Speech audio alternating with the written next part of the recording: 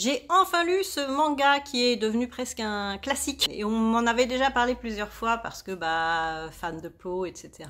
Donc, on m'avait dit plusieurs fois, oui, vas-y, lis-le. Puis, comme dans Meurtre dans le Décagone, il y a un personnage qui s'appelle Conan. Enfin, qui se fait appeler Conan. Je me suis dit, tiens, il serait peut-être temps que je lise Détective Conan. Donc là, c'est le tome 1.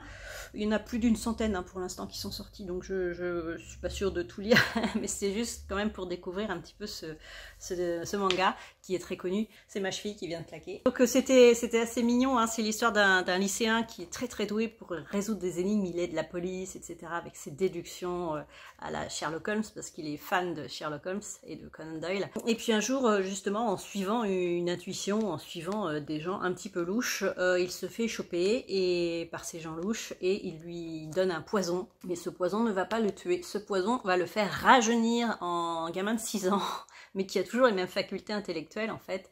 Et ça va être assez compliqué pour lui de se faire entendre parce qu'il veut continuer à aider la police, etc.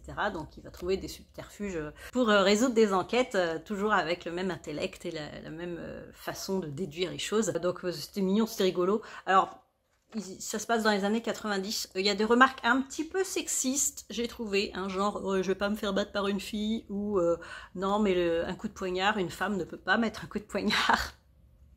Voilà, donc ce genre de petite réflexion, c'était pas top quoi, mais bon, on peut pas changer l'œuvre, hein, c'est comme ça, c'est comme ça. Alors c'est aux éditions Kana et c'est de Gosho Aoyama. Là c'était le tome 1, je verrai si j'en lis d'autres, je ne sais pas trop.